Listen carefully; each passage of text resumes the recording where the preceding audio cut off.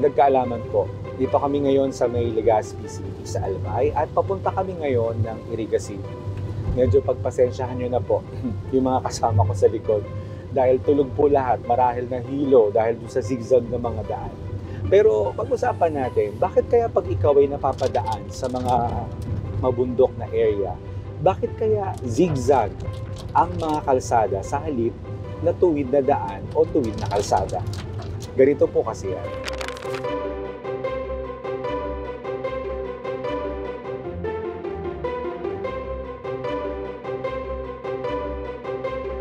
Kapag matarik ang lugar, masyadong delikado ang tuwid na kalsada o tuwid na daan.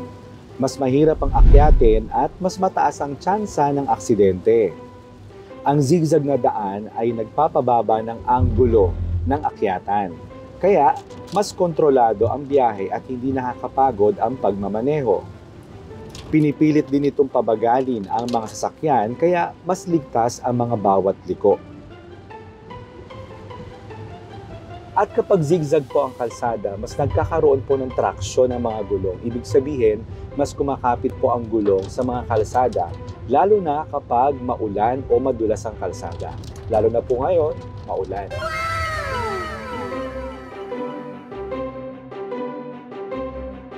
Sa halip na tuwid na daan, ang zigzag ay mas ligtas, mas kontrolado at mas akma sa matatarik na terrain.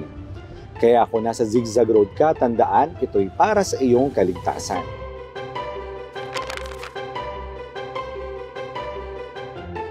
Kaya every time po na mapapadaan kayo sa zigzag road, tandaan niyo po na isa yung disenyo para mas mapanatili pong ligtas ang mga sasakyan, mga pasahero na dumadaan po sa mga zigzag na kalsada.